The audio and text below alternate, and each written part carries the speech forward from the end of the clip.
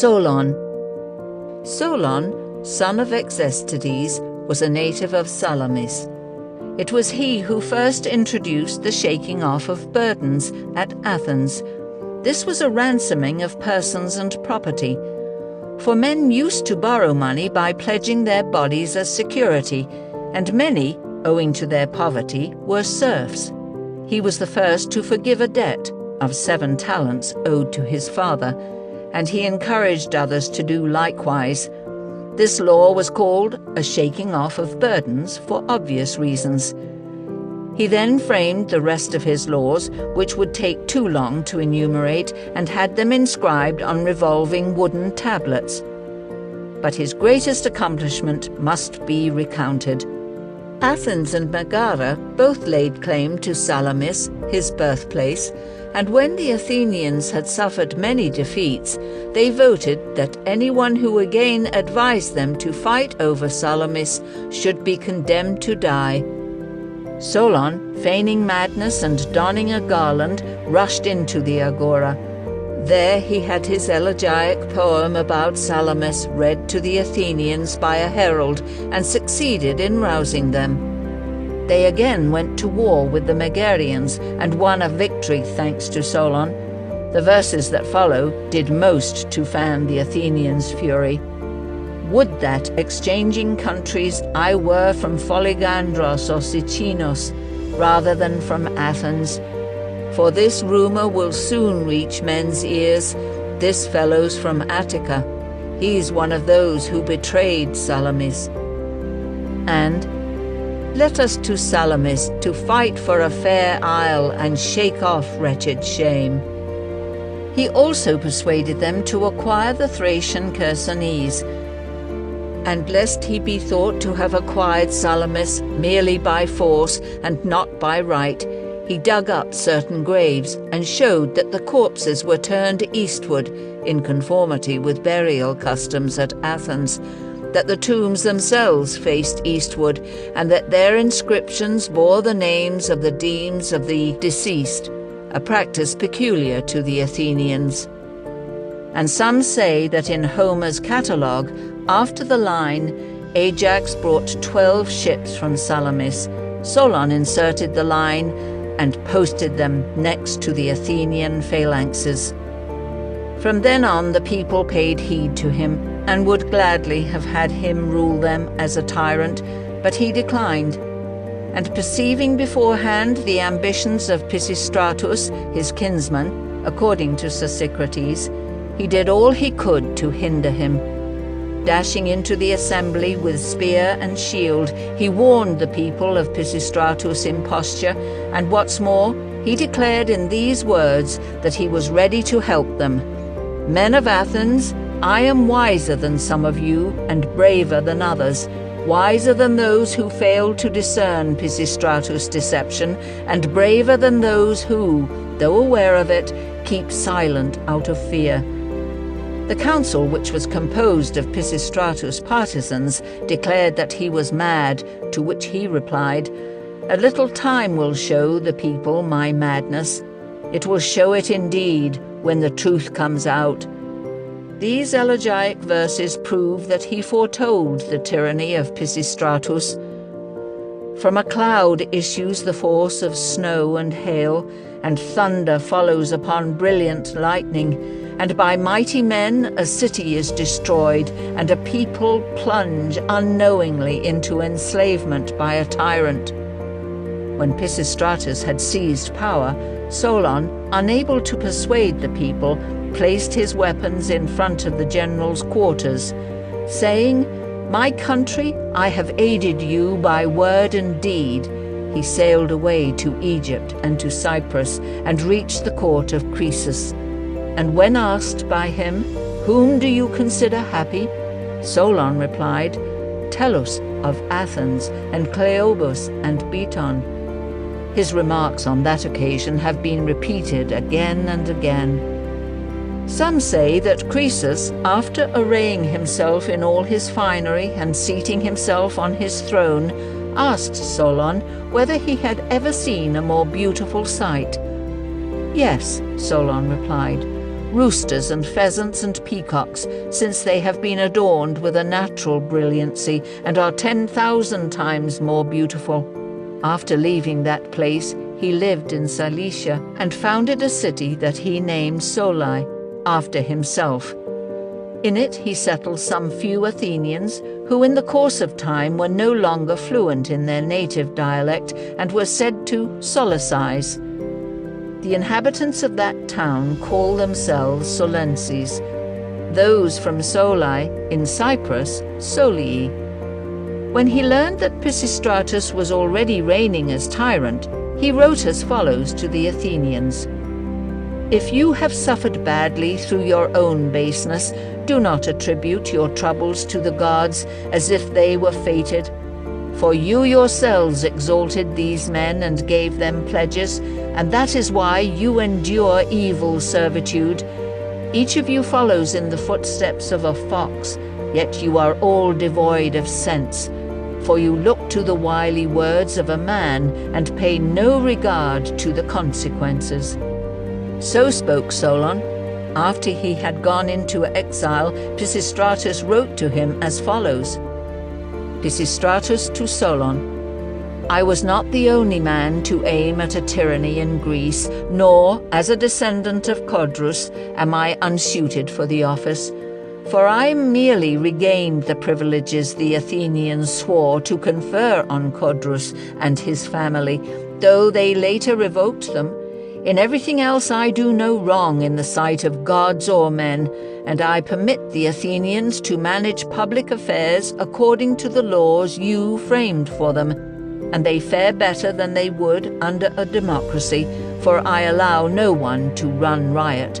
And though I am tyrant, I accord myself no undue rank or honor, but simply the privileges said to have belonged to the kings in former times. Each Athenian pays 1/10 of his income, not to me, but to a fund for defraying the costs of public sacrifices or any other charges the city incurs, or in the event we are faced with a war. I do not blame you for revealing my intention, for you did so out of goodwill to the city, rather than through enmity to me, and in ignorance, too, of the kind of rule I was going to establish.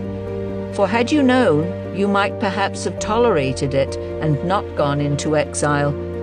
Return home, then, trusting my word, though it is not given under oath, that Solon will suffer no harm from Pisistratus. Be aware that no other enemy of mine has suffered any harm. If you think fit to be one of my friends, you will be among the foremost, for I see in you nothing deceitful or untrustworthy, and if you wish to live in Athens on other terms, you will have my permission, but do not, on my account, deprive yourself of your country. So wrote Pisistratus. Solon says that 70 years is the limit of man's life. He is thought to have framed excellent laws. If a man does not support his parents, let him be disenfranchised, and likewise the man who consumes his patrimony. Let the idle man be held accountable to anyone who wishes to indict him. Lysias, however, in his speech against Nicidas, says that Draco wrote this law. To Solon he attributes the law that bars courtesans from the tribune. Solon also curtailed the honors of athletes who competed in the games, setting the allowance of an Olympic victor at 500 drachmas, of an Isthmian victor at 100, and proportionally for the others. For he thought it vulgar to increase the rewards of those men. Such increases should instead be awarded only to those who had died in battle, whose sons, moreover, should be maintained and educated at public expense. As a result, many citizens strove to prove themselves valiant in battle, like Polyzelus, Cynegarus, Callimachus, and all who fought at Marathon, or again like Harmodius and Aristoieton, Miltiades, and thousands more. Athletes, on the other hand, incur great expense while training, and as victors cause trouble. They are crowned for being victorious over their country rather than over their adversaries, and when they have grown old, according to the passage of Euripides, they go about like cloaks that have grown threadbare. Perceiving this, Solon received them without undue favour. Excellent also is the following law: the guardian of orphans may not marry their mother, and the man who comes into the estate on the death of the orphans may not be their guardian. And this one as well: an engraver of seals is not permitted to retain the imprint of a seal ring he has fashioned, and if someone knocks out the eye of a man who only has one, he should have both his eyes knocked out. That which you did not deposit, do not remove, on pain of death. A magistrate found intoxicated should be punished with death. He decreed that at public readings of Homer, the works should be recited in their proper order, so that wherever the first reader left off, there the second should begin. Solon therefore did more than Pisistratus to shed light on Homer. As Thucydides says in the 5th book of his Megarian history, this rule mainly concerned the passage that begins, "Those who dwelled in Athens." Solon was the first to name the 30th day of the month the Old and New Day. He was the first to institute a meeting of the 9 archons so that they might confer among themselves, as Apollodorus says in the 2nd book of his work on legislators. When civil strife broke out, he sided not with those in the city, or with those of the plain, or with those of the coast. He used to say that speech is a reflection of action, and that the man whose power is strongest is king, and that laws are like spider webs, for if something light and weak falls on them, they bear up against it, but under the weight of something larger they break up and are gone. He used to say that silence is the seal of speech, the opportune moment the seal of silence. He used to say that those who had influence with tyrants were like the pebbles used for calculations, for just as each pebble at times represents a larger number, at other times a smaller, so the tyrant treats each of his advisers at times as great and illustrious, at other times as worthless. When asked why he had not framed a law against parricide, he said, "In the hope that it will not happen." Asked how the number of crimes men commit could be kept to a minimum, he said, "If the uninjured were as incensed by wrongdoing as the injured." He also said, "Wealth breeds satiety, satiety insolence." He required the Athenians to adopt a lunar calendar. He prohibited Thespis from producing tragedies, arguing that falsehood was pernicious. Thus, when Pisistratus wounded himself, Solon said that this was what came of tragic drama. He gave men the following advice, as Apollodorus says in his work on the philosophical schools: "Trust good character more than an oath. Do not lie. Pursue worthy goals. Be in no hurry to make friends, but once they are made, do not discard them. Command only when you have learned to be ruled. Give the best advice, not the most pleasant. Make reason your guide. Have no dealings with base men. Honor the gods. Respect your parents." They say that when Mimnermus had written, "May I, free of disease and sorrows, meet death in my 60th year," Solon reproached him in the following verses: "May you take my advice and erase those verses, and bear me no grudge that I propose something better. Revise them, Lygiastides, and chant as follows: May I meet death in my 80th year." Among the songs attributed to him is the following: "Watch every man and observe whether, harbouring in his heart a hidden spear, he greets you with beaming countenance, and whether his speech, double-dealing, issues from a dark spirit." He clearly wrote his laws, public speeches, and words of advice addressed to himself, elegiac verses numbering 5,000, including his poem about Salamis and the Athenian constitution, poems in iambic meter and epodes. His statue bears the following inscription: Salamis, which brought the wicked insolence of the Medes to an end, begat Solon, the venerable legislator who stands before you. He flourished in the 46th Olympiad, in the 3rd year of which he served as archon in Athens, as Sosicrates says. It was then that he framed his laws. He died in Cyprus at the age of 80, after instructing his kinsman to convey his bones to Salamis, and when they had been reduced to ashes, scatter them over the land. Hence Cratinus, in his play Chirons, makes him say, I inhabit an island, as men report, for I was scattered throughout the city of Ajax. There is also my own epigram in the above-mentioned Parmetros, where I discourse about all the illustrious dead in all meters and rhythms, in the form of epigrams and lyrics. It runs as follows. Distant Cyprian fire consumed the body of Solon. Salamis harbours his bones, their dust has nourished grain. Revolving wooden tablets brought his soul to the heavens, for the laws he framed sit lightly on his fellow citizens. He is said to have been the author of Nothing in Excess, and Dioscurides in his memoirs says that when Solon wept for his dead son, of whom I have learned nothing, and someone said to him, but it will do no good, he replied, that's why I weep, because it does no good. The following letters are attributed to him. Solon to Periander. You tell me that many are plotting against you. If you intend to get rid of them all, you should lose no time. Someone could scheme, even among those you might not suspect. One man because he fears for his own safety, another because he has observed that you take fright at everything, and he might earn the city's gratitude if he found a way for you not to suspect him. Thus your best course would be to resign, and so be rid of the blame. But if you must at all costs remain tyrant, give thought to how you may acquire a mercenary force superior to the forces of the city.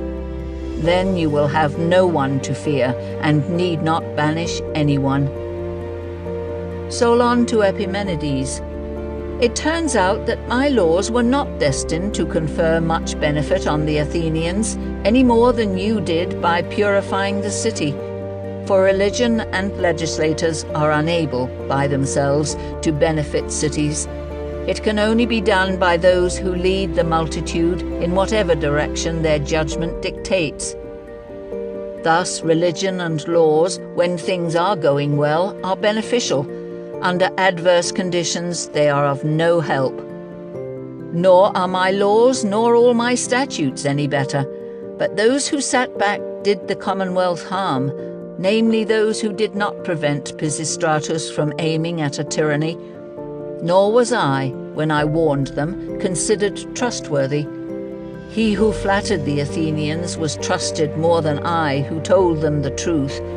For my part, after placing my weapons in front of the general's quarters, I declared that I was wiser than those who did not perceive that Pisistratus was aiming at a tyranny, and braver than those who hesitated to resist him.